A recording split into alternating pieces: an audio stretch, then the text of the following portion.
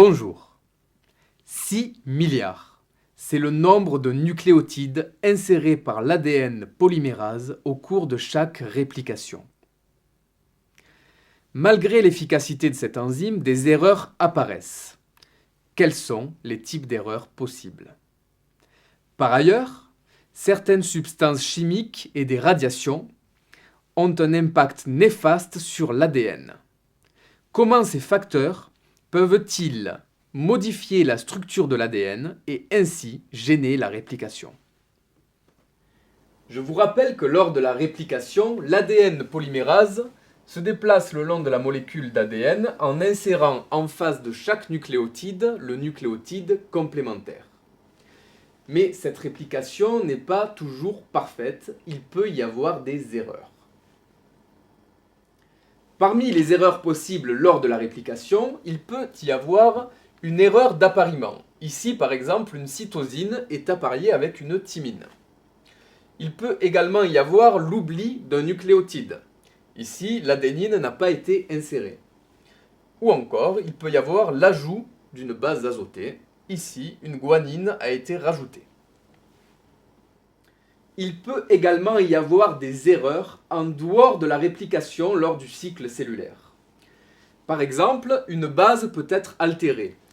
Ici, je vous ai mis l'exemple de la guanine qui s'oxyde, ce qui change sa structure, sa forme, et lors de la réplication suivante, elle sera donc appariée non pas à une cytosine, mais à une adénine.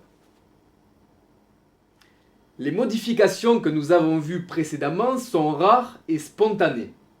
Mais il existe des éléments présents dans la nature qui favorisent ces modifications de l'ADN.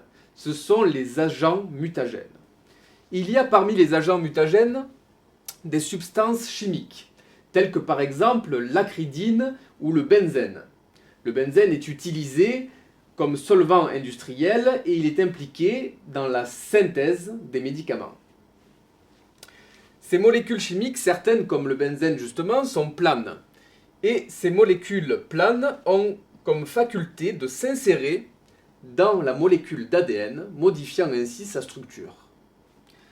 Parmi les agents mutagènes, il y a également les radiations électromagnétiques, telles que les rayons gamma, les rayons X ou encore les UV. Ces UV, justement, qui sont filtrés par la couche d'ozone, peuvent créer des problèmes. Il y a au-dessus de l'Australie un amincissement de la couche d'ozone, ce qui fait que nous sommes moins protégés des rayons UV, notamment les UVA et UVB qui sont dangereux pour la peau.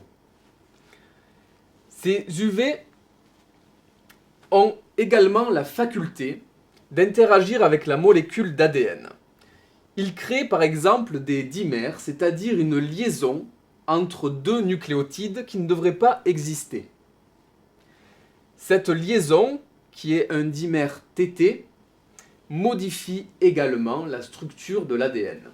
Dans les deux cas, la modification de la structure de l'ADN va perturber l'ADN polymérase, favorisant ainsi les erreurs lors de la réplication.